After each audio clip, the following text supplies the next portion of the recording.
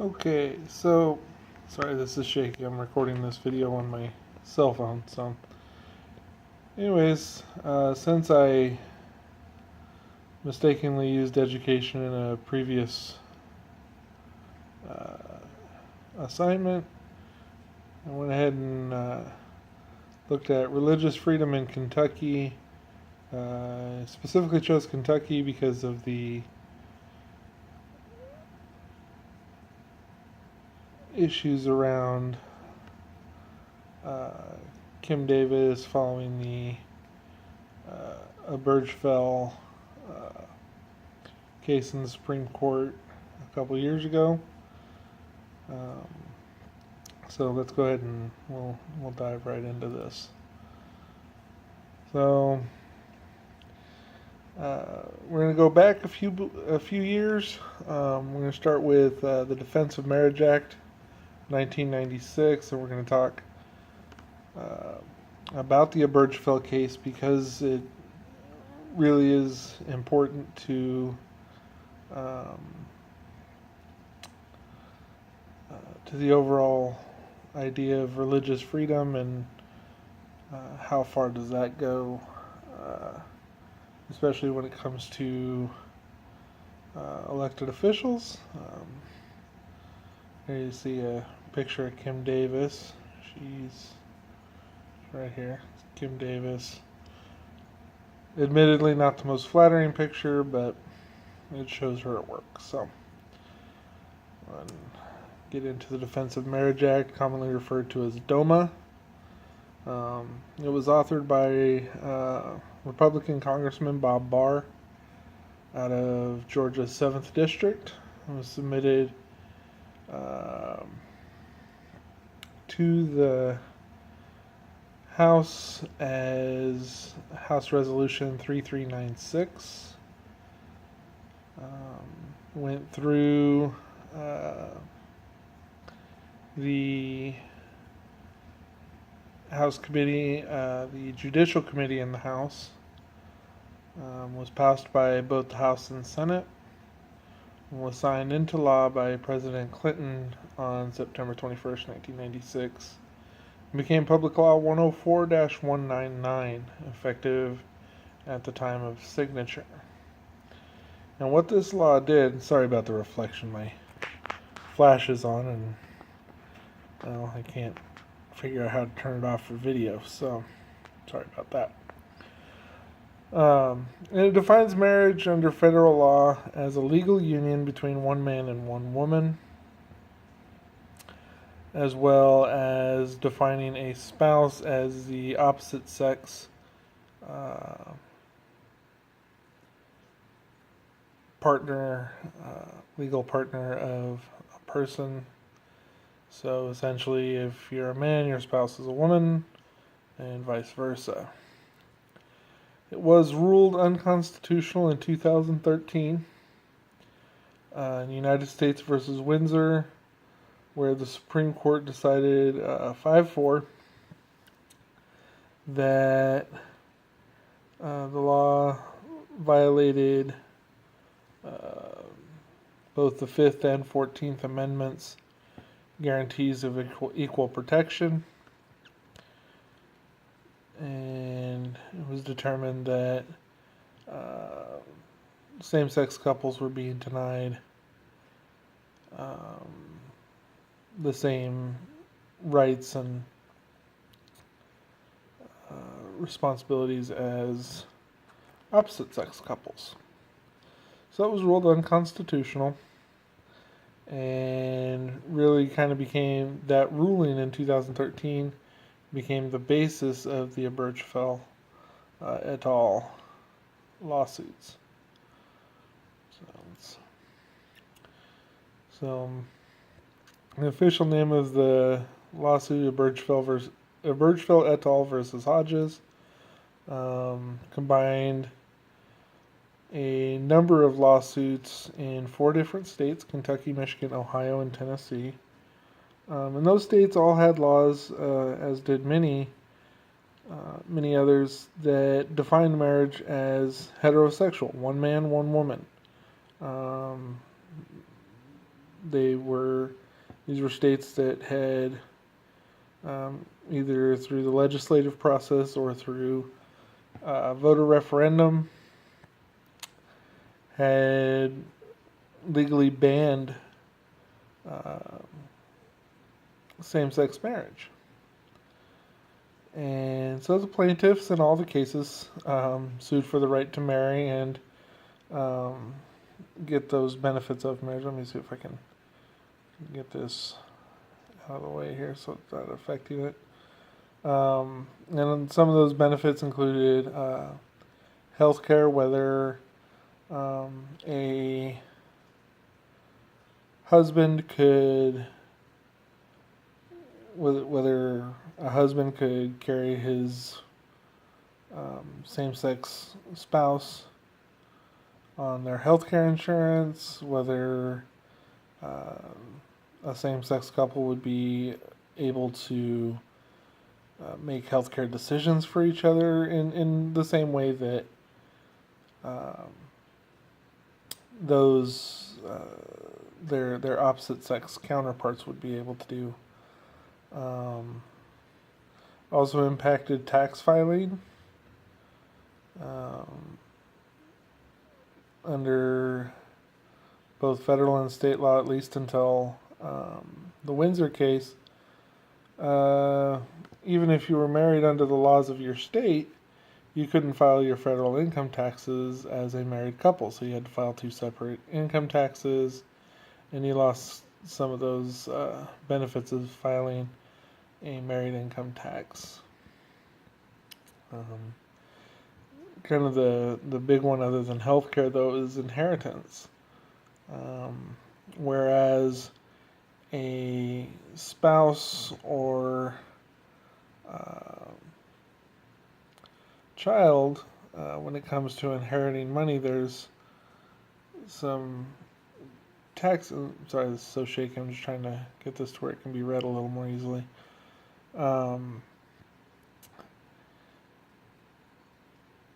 Upon the death of a person, the inheritance is taxed very differently when that inheritance goes to a spouse or a child than it is when it goes to a boyfriend, girlfriend, best friend, or anyone that's not legally related. That and what these couples were saying is that the government is essentially punishing us for uh, being a homosexual couple, and that's not fair, and that violates uh, equal protection as outlined in the Constitution. And another big one, it says childbearing and adoption. Clearly, biologically speaking, a homosexual couple cannot bear a child, but um, with artificial insemination, surrogates, there are ways for a homosexual couple to have children, and in a lot of cases, adoptions were being denied based only on the fact that it was a homosexual couple, whereas a heterosexual couple with the same background and finances and those sorts of things would be allowed to adopt. A homosexual couple would not, and they also saw that as being a violation of those ever important constitutional rights. So these couples and the two men whose partners had passed away filed lawsuits, and it made its way through the individual state courts, through the circuit courts of appeal, and then finally up to the Supreme Court. It's going to be a little harder to read just because the color in the picture here. Probably could have chosen a better picture, but the Supreme Court when they agreed to hear the case, limited any oral arguments to answering of two essential questions. The first being, does the 14th Amendment require a state to license a marriage between two people of the same sex? Let me pull this light out of the way. It makes it a little easier to read, hopefully. And the second question, does the 14th Amendment require a state to recognize a marriage between two people of the same sex when the marriage was lawfully licensed and performed out of state? Now, heterosexual couples don't necessarily have never really had to worry about that. Under the full faith and credit clause in the Constitution, a marriage license issued in one state was valid in another. So you got, if you're like my wife and I, you got married in Nevada, well, that marriage is still valid in Arizona and all the other 49, the 49 states other than Nevada where that marriage took place. So,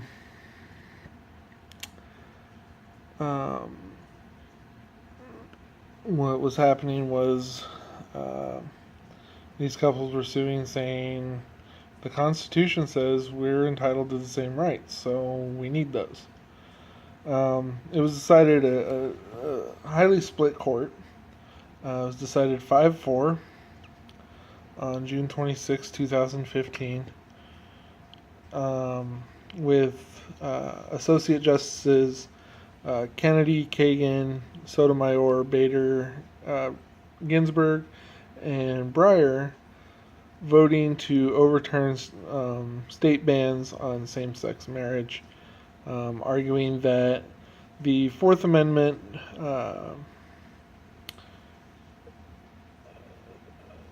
protection of equality under the law demanded that any law that applies to one group of people must also apply to all people. You couldn't selectively apply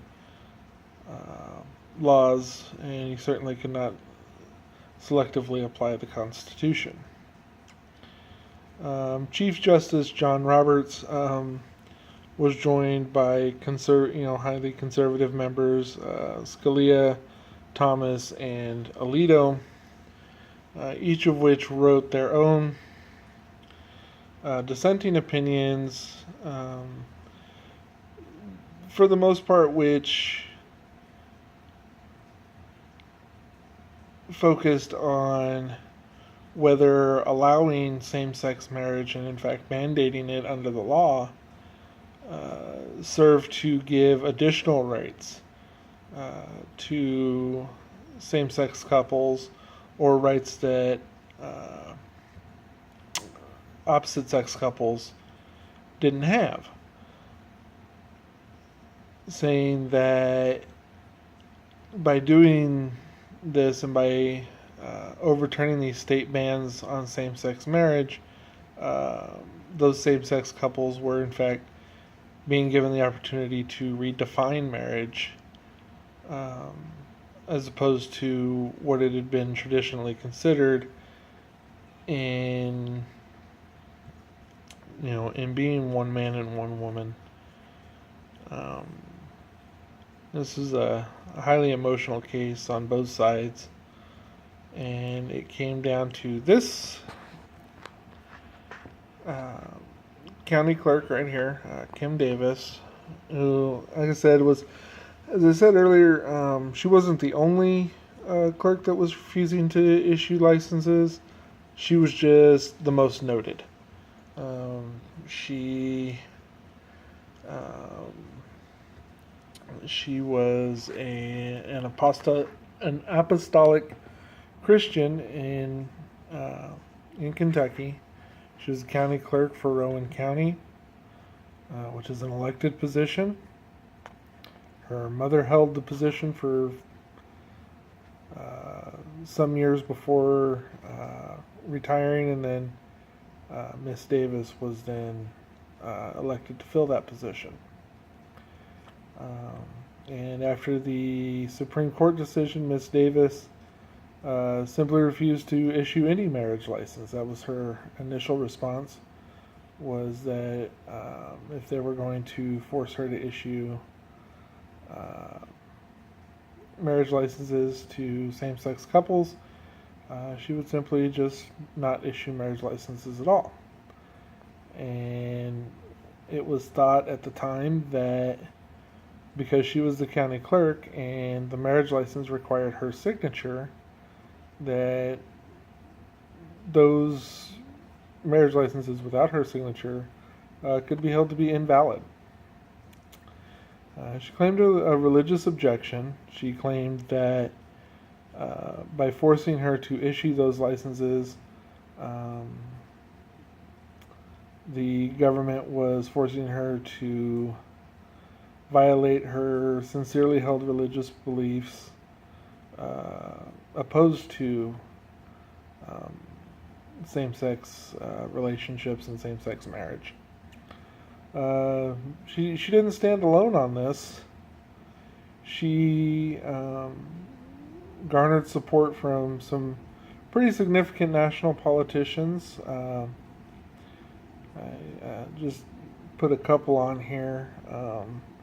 Mike Huckabee, former governor and presidential candidate, actually went to the courthouse and to meet her as she was released from her jail sentence after being held in contempt. Ted Cruz went to Kentucky and spoke on her behalf. I think the one name on here that a lot of people may not recognize is Alex Molesky, who is a politician here in Arizona. Yes, I'm in Arizona doing a thing on Kentucky, but that's always fun. But he, at the time, was running for a congressional seat here in Arizona, and made the choice to go ahead and issue a statement of support. He didn't actually go to Kentucky, but he did issue a statement of support for Miss Davis, saying that her religious freedom, as guaranteed by the First Amendment, was under attack by those desiring protection under the 14th Amendment. She was held in contempt of court. The district court in Kentucky ordered her, after her initial protest, they ordered her to issue all licenses that met the requirements of the law. And again, she refused. And so she was held in contempt of court. She could have spent as many as 30 days in jail. She did only spend 5 days. She was only in jail for 5 days on that. It was her screenshot of her during a interview with Fox there. She spent 5 days in jail, and since being released, has complied with the Supreme Court decision. It was determined, I'll talk a little more about this later, but it was determined that she could allow her deputies to sign marriage licenses and they would remain valid. So that wasn't going to be an issue anymore. And she continues to maintain she has the religious freedom to oppose same-sex marriage, which I don't think necessarily anyone would argue with as a personal choice, but as an elected official and public servant, the arguments have been made that in the execution of her duties, she doesn't necessarily maintain that same right. As of today, licenses are issued and signed by deputies. A lot of legal scholars have come out and said those licenses are likely to be valid. because of the wording in Kentucky law. So there should not be a problem with that. And she plans to continue running and serving as county clerk. Says she loves her job and she wants to do her job. She felt that she needed to make the stand for what she felt were her rights. That's enough about Kim Davis. So, just a little First Amendment versus the 14th Amendment. So, as most people know, First Amendment guarantees religious freedom. You're free to practice the religion of your choice. Government cannot force a person to violate their core beliefs, and the government cannot force a person to believe in any religion. However, the First Amendment doesn't shield from other public laws, such as marriage laws, driving laws, marriage laws in the manner of arranged marriages, which is a tenet of several religions. Age of consent for marriage, or what's commonly referred to as the age of majority.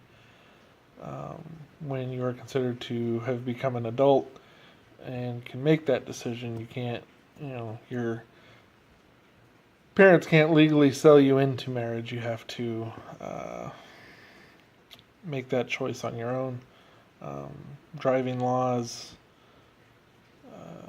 and several others. The First Amendment, at least I don't think, and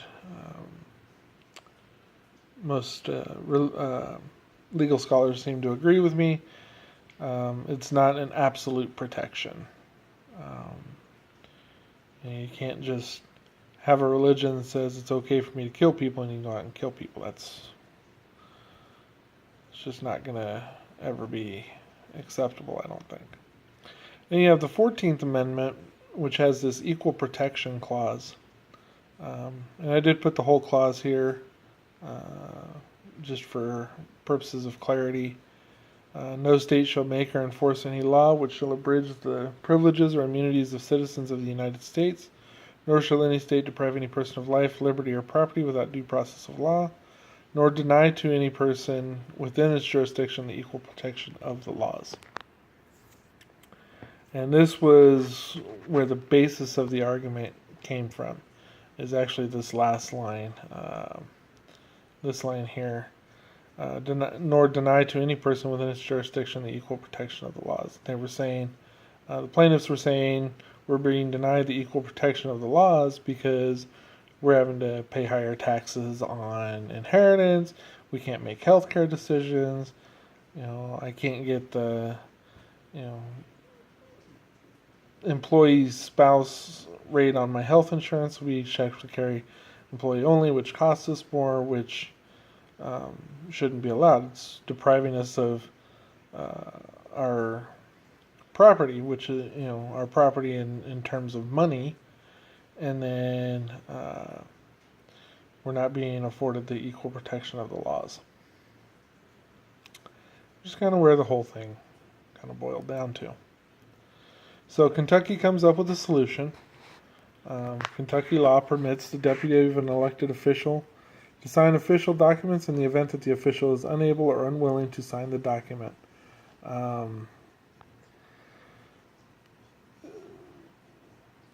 Obviously, that only applies if, everything else is okay with the document. Everything else, meets the legal requirements, meets the requirement of, whatever document or license is being issued. And that public official or the elected official is, for whatever reason, unable or just unwilling to sign the document, their deputy can then step in and sign it, and the document would still be held as valid. To date, I could not find any challenge to the validity of a marriage license issued or signed by any deputy of Kim Davis's or any deputy in any other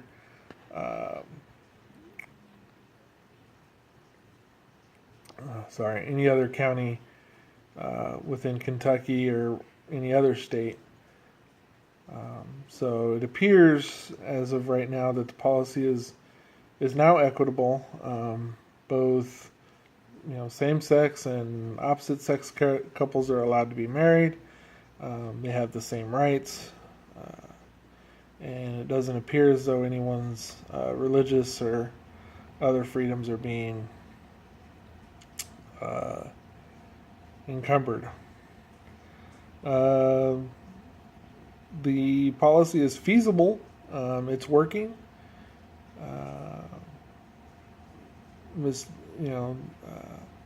Marriage licenses have been issued across the country, and specifically in Kentucky, since 2015. Licenses are being paid for. People are getting married, and it's socially acceptable. The vast majority of Americans, even in the most conservative, let me get that glare out of there. Even in the most conservative circles, the majority of Americans have come to accept same-sex marriage as the law of the land, and while they, for religious reasons or other personal reasons, may not agree with homosexuality, they also don't believe that it violates any laws, or that any law should be passed to make it a violation. So I think as far as it effective, I know it's not on the slide. The law is effective. People are able to get married. So the policy is certainly effective and has done what it was meant to do. Here you'll see my references, which of course will be attached as a separate file with the PowerPoint. And I believe, yep, that's it. Have a good day. Bye.